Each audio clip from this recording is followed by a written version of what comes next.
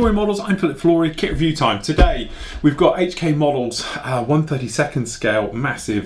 This is the DO335 Push Me Pull Me prop fighter. If I do believe right, it was the first ever fighter to have this configuration. The kit itself, lovely, as you can see, box art on the front, giving you an idea of what this aircraft is actually like. On the box itself, as you can see at the top, you get a couple of references of what you're going to have. Very nice to see it down here with the Motley one. Also, it's the two-seater version, so you've got the trainer type as well as the single seat. So we've got the fighter bomber in the variant, and also we've got the destroyer, as they call it. A little bit of blurb about the actual model. So it's saying about, it's called the Arrow, the fastest piston-driven Luftwaffe fighter of World War II. And it was the only aircraft at the time to have the push me pull me, as we said, blah blah blah. So absolutely fantastic. Your kit number is 01E07. Is that how they do that? Sorry, can't see it anywhere else, so it must be. So you've got your kit number up there, and on the other side, as we can see, you get your obligatory type of CAD shots as well, and everything else like that. So what do we get actually in the box? As you can see, we have a very nice box. Start off with, we'll have stave straight into the instructions. So you can see there's a big old sheet. This is actually a lot bigger than I think most. So by the time you open this up, that is pretty huge actually. So usual thing, as you can imagine, you've got your blurb on it, which is all in English by the looks of it. So it's not in Chinglish, no, it's all English. All right. So straight in, you've got your your parts lists. Of actually what you got in there. So we've got a little bit of photo etch, a couple of nose weights, which obviously we're going to need on those. Talking about your actual colours, Tamiya guns and the standard RLM, which is very nice to see. Okay, and then it really gets straight into it. So you've got actually putting together the seats, look very nicely detailed and everything else like that. Starting into your cockpit area, cockpit section, as we would imagine. I don't know if we can get all this in one shot. Probably just about squeeze this in. And then obviously going in. Now these particular kits we've seen in the past, been slightly disappointed because the level of detail internally hasn't been there for something so big. Now don't get me wrong, you know, obviously Tamiya and things like that, you don't get full engines in like their Phantoms and stuff, but the later models you did, like their F-16 for their big stuff, and obviously now their fighters, the new Mustangs and the Tamiya Spitfires all have engines and very nice details in them. And it was a little bit disappointment with the early ones, so they were big kits. I'm thinking really the Meteor that didn't have it. This particular one though does look like we do. So we've got down here the fuel tank system, which is going to run in between the cockpit and the rear engine, and then we have got the rear engine set here going together. Then I assume you're going to get that going together. You're going to get the front engine as well. I assume you're going to get a front engine. Yes, front engine assembly as well, and the nose weight. Now the nose weight looks like it goes inside the engine. Brilliant, perfect place to put it because then it's out of the way. And then obviously, to be honest, that's where they get the weight from, is these engines. So engine sections going together.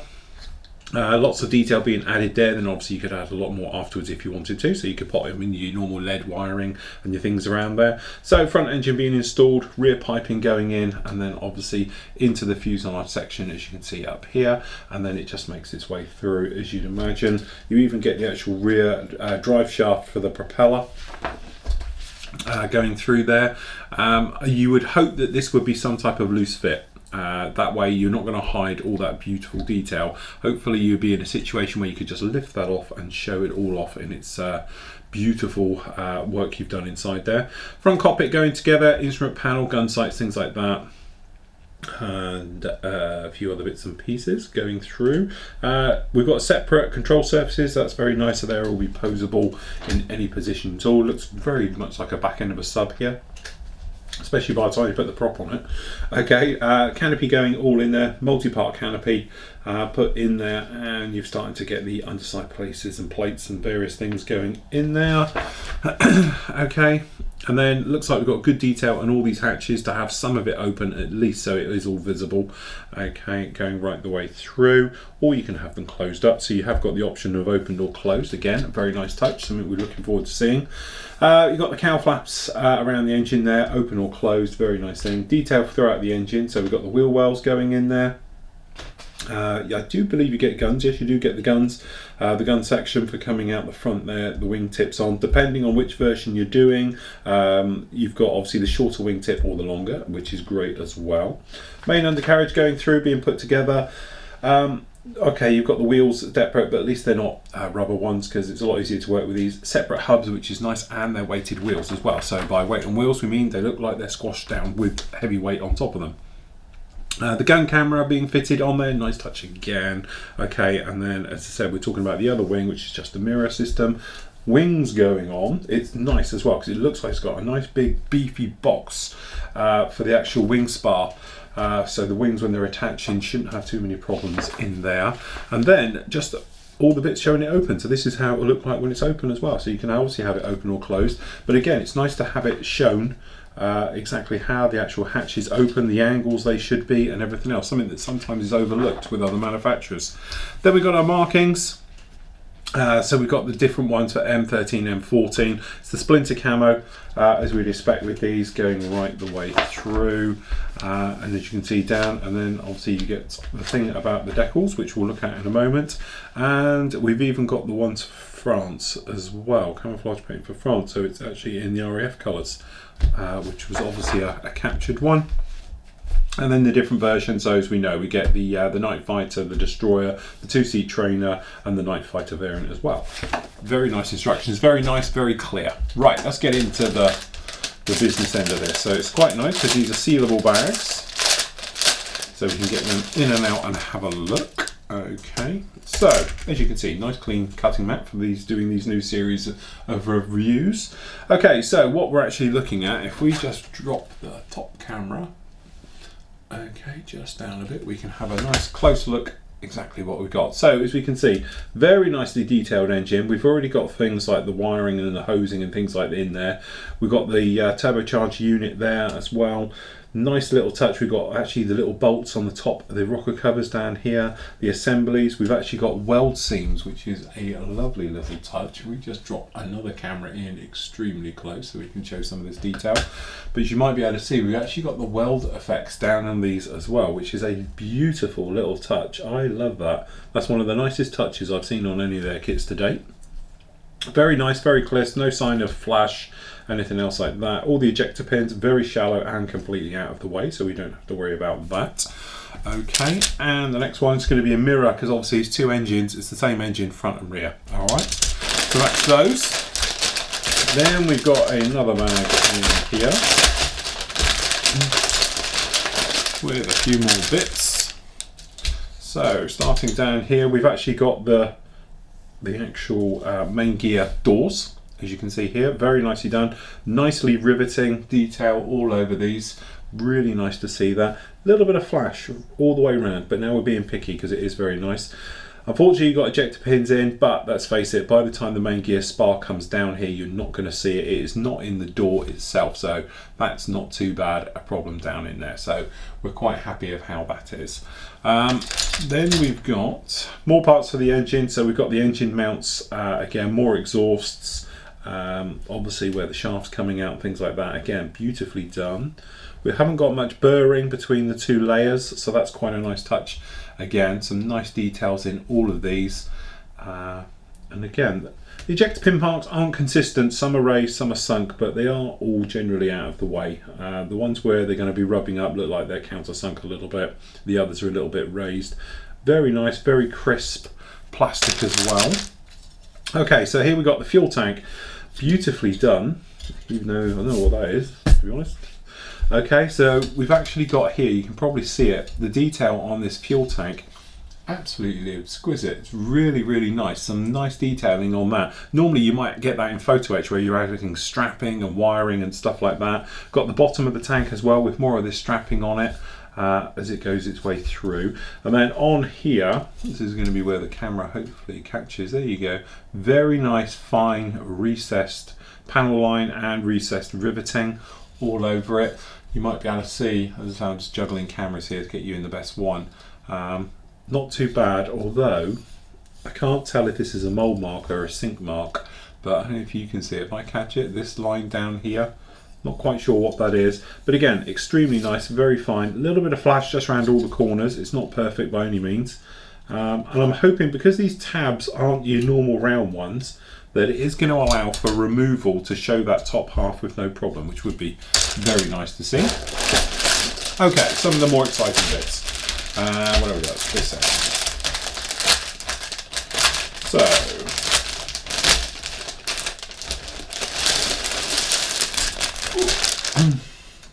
okay, it just shows how fragmented this build is with all the different parts when the fuselage doesn't really look like it. But as you can see, we're getting a bit big in here now. Hopefully you can see this riveting detail all coming off down here in the fuselage and everything else like that. Very nicely done. All the control surfaces you might be able to see again catching in the light. There we go. Lovely detail, nice riveting, recessed paneling, stuff like that working all its way through. What is very nice is the back end of this. Hopefully you can see it, as I say, catch it in the light. The level of detail is absolutely exquisite. It's fantastic. Very, very nice. It's a nice texture to the plastic as well. I know it sounds really stupid now, but it's got a little bit of texture, which is great because, you know, all too often if it's totally flat and, you know, dead, then you've obviously got to build it up to get a more shiny one. And if it's too shiny, it's a nightmare to get your first coat of primer down. But this works really, really nice. In the inside, obviously we haven't got much going on, but there's no sign of flash. Really, or anything else. The ejector pins are mostly countersunk. There's a couple a little bit of raised, but I don't think they're going to give you any trouble. All these smaller parts, like this little guy down here, as you can see, he's there's no ejector pins anywhere you're going to worry about it. So it's quite nice to see that one. Okay, looks like we've got an amendment sheet to number 18 during the build. Hopefully you can see that just like that. I don't know which bit's quite wrong. There's obviously going to be a call out that's an error there somewhere. Okay, so coming through this one. Next up, we got the wheels, the hubs. I will say, don't have to take it out of the bag really. They're that good, nice quality bags, but unfortunately you'll get the glare. Okay, so we got no markings or anything on the tyres. I'm not sure if that's correct. You might have had a manufacturer's mark in there, but generally they look okay. The weight on wheels, it's got a nice bulge to the side of them and everything else. But generally, looking down at some of these smaller parts as you catch them in the light, very nice detail along all of these. No flash or anything else. We've got the antenna hoop there. It's a very nice clean mould. Just working our way down. Again, nice touches. We've got down here, you might be able to see it. I can catch it in the light. I can catch it. There we go. You've got a weld seam running down the middle of both of these. That's a nice touch as well. Very nicely done. And then just generally looking all over the other parts, there's no flash, there's no sign of any problems at all on this sprue whatsoever. They look very nice, very clean, very crisp. Okay, and again, you know, okay, it's not perfect, but at least the ejector pins are down out of the way down here. They're not too far giving you any grief. You've got ejector pins all over these, but hopefully you won't notice them too much. So I have tried to work out where they are. It's just in this day and age you would hope that it wouldn't totally have one, but as you can see, generally very nice parts to all of these. No problem with those at all. Okay, the wings. Always an important part of any aircraft. So, what have we got? Okay, first thing that jumps out at me is being on this side. Let's get rid of that in there. As you can see, we've got framework in the middle of all of these wings, which is a very nice touch to have the actual framework, because to be honest, I'm working on a particular large bomber at the moment and it hasn't. And when you grab it for painting, you can feel the flex in the wing. This obviously is going to stop a lot of that because you have got these very large locating ones which you assume are going to go in these as well, okay, which do look a bit oversized, to be honest, when you're looking at the size of these things. But if it's going to make it for a stronger, you know, hold and generally stronger fix everywhere, then I don't have a problem with that. Okay, so if we start down the bottom here, as you can see, we've actually got the wheel wells, we've got riveting detail down in the inside of all of those. Very nicely done, no problem with those at all. We've got the main, I presume these are the nose wheel doors perhaps, or perhaps it's just the belly one. Tiny little ejector pin marks. I don't even know why they've got them there, really it's not necessary, but they have. Okay, so apart from that, it's got riveting details on the inside. And then moving through, as you can see, all the other parts, we just whip it around the other side. This is the internal with the door, so that's the type of thing you're going to see from the other one. Flipping over though to the business side, hopefully you can see all of that riveting. That is beautifully done. And I have to say, I think it's far their best kit today, HK models. This one's really gone up in my expectations. It's on a par with anything that you get out of the Tamiya stable. Looks very, very nice. Got a little bit of sinkage you might be able to see in here. But the way I would look at that isn't sinkage. In fact, I don't even think that is sinkage. I think that's supposed to be stress skin. or their version of. If it is sinkage, it's worked because it does look like stressed. Okay, and again, for the underside, you can see all of this riveting detail, which is going to take a wash absolutely beautifully. Okay, and then obviously we've got, you can see them down here as well. We've got these actual panels for the side, again for the engine mounts, looking very, very nice. Wingtips, don't think we need to get them totally out, but as you can see, beautifully done. Both types of wingtips, so we've got the option. And the plastic keeps coming. Okay, so here's the top. Get in here, got some nice detail in here. So down in here we've got the props, we've got the cockpit, and we've got all the areas, which is really, really nice. So I think if we start down here, we can work our way around. So as you can see, we've got some nice wiring details and everything else, as you can see from the loom where it's going to go into a wall or something else like that. That's a very nice touch. And again with this one down here, and again all of these bulkheads looking very, very nice. The cockpit itself, as you can see, some very nice detail. It's all raised detail in there, but it's all very crisp. It's on a par, actually, almost getting the resin the way that that's been molded. It's been very nicely done. Okay, over here on the other side, we've got the props, and we've got the nose and the air scoop. The air scoop's got little tiny sink marks in it, but nothing you'd worry about. Again, more little wiring molded in down the back here is a nice touch. The props as well, very nicely finished off. Nice wing tips on them as you make your way through. Okay, and just generally all of it is very nice. If we go down the other end now, we've got the floor section again with all the plumbing and the wiring. We've got wiring in these walls. I presume this is the nose wheel area. Again, very nicely pre-plumbed. The beauty about something like that is that if you're not over keen on working with lead wiring and stuff like that, it's something where you can literally just base coat it, give it a wash, and then dry brush it and get brilliant results instantly with no real heartache. Okay, and if it goes wrong, it's easy to fix as well because you just repaint it. Okay, as you can see down here as well, more of this bits and pieces going on. Really is nice. I can't fault any of this. I must admit, this is going to be one of those kits which is going to have to be one to get because it is extremely nice. All of it, very nice. All of those parts. Okay, so long thin parts. So let's have a look at the nose area for the engine and things like that. So again, as you can see, this will be for either the front or the rear. Can't work out with this because it's both going both directions. Very nice detail all over there. So if you flip it over, I just move that box up so it's rattling with you. You can see we've got very nice details in the inside. That's a very nice touch. We like all of those just like that. Again, we've got the base. I think this is the bay ones. They're not stressed skin, so I assume it may be sink marks on the other one. They weren't being clever, but again, very nicely riveting detail. Got the cannons and the areas I like as you're going through. Both the types of the cowl flaps obviously open or closed, which is a nice touch. Again, more points. The seat itself looks pretty good, must admit, absolutely. I assume this box section here is where the wing spar is going to go through, so looking good. And we've got some of the smaller parts here. I presume these are parts to do with the flaps for the mechanism for the turn and everything else. And then from the inside, as you can see, really, really nice, all of those parts. I can't reach it now. Okay, last proper screw. Screws, got two in here. Okay, so we've got the other fuel tank, we've got the actual, the gun ones. Are they molded in one? They are, look at that, that's actually really, really nice. So these gun pods, ports, whatever you want to call them, are actually molded in one piece. And the trouble is, when you mold in one piece, you normally get a horrible seam line.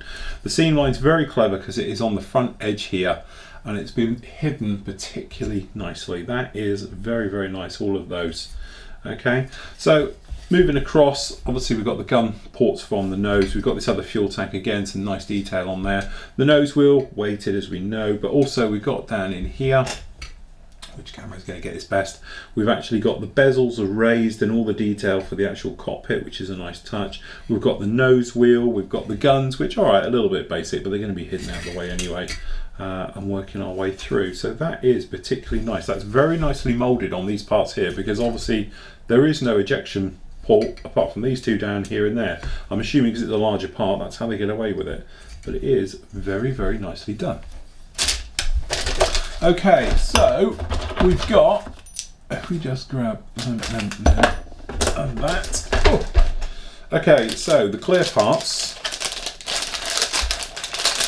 which we've never really had a problem with HK's clear parts. They've always been very good. They have this little bit of tape on them, which is lovely because it just stops it from scraping. But as you can see, you know, I know there's no window in there before you think, oh, that's clear. Okay, but generally very, very nice. There's no seam lines, there's no webbing, mismolding, or anything in any of these windows. They are all absolutely fantastic. A little bit ripply on this one here, which is going to be sort of a windscreeny type one. Maybe a little bit perhaps in the corners, I don't know. You can see some little distortions in the cutting mat there. Alright, but generally the rest of them are all very nice. These bulged ones on the side, very nice. The actual light, good as well. No problem with any of those. I'm just going to stick that on. Okay, and just rebag this before, because I never like to leave clear parts hanging around, purely because they do get damaged so easy. Okay, we've also got a couple of little bits of photo etch, so we just got some harnesses in there, nothing really to shout about, a bit of grill, okay, but the harnesses you would replace anyway, you're not going to use them. Then you get a couple of lead weights, okay, so this is inside engine block number wherever it is up the nose, and I assume this is going to be somewhere near it as well. I have a feeling, there you go, it's going to go somewhere like that on this, just by its shape. Probably not, but there we go. They don't feel as heavy as I thought, but obviously it's enough for what this needs. All right, so that's really, really nice. And the decals. Yes, sorry, they weren't British. I was looking at it in black and white. French decals. So let's have a quick look in these. I'm not sure who does their decals, so it'd be interesting to have a look at them just to see. So you've got the obligatory splitting up of the SWAT sticker. You're going to get half and half, obviously, just gets around the problems of that. But again, oh, they are cartograph. So these are cartograph decals. That's why they are absolutely beautiful.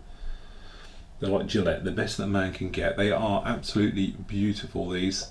No register problems, nice solid colour, and everything else like that. So I have to say, very, very nice. And not many of them either, which is quite nice, so you don't have to go around for ages doing it. So there we go, that is the Dornier. This is the DO335, a very different looking aircraft, and this is the first time obviously we've seen it in a large scale kit. Personally, looking at it, I'm going to go off and get one. To be honest, this isn't my kit, I borrowed it for the review, but seeing this one, it is a stunner. It looks like it's going to be a very nice kit to go together, purely out of the box, forgetting all the aftermarket stuff that is going to come along for this kit. So it's going to be an absolutely gem of a kit and well worth it.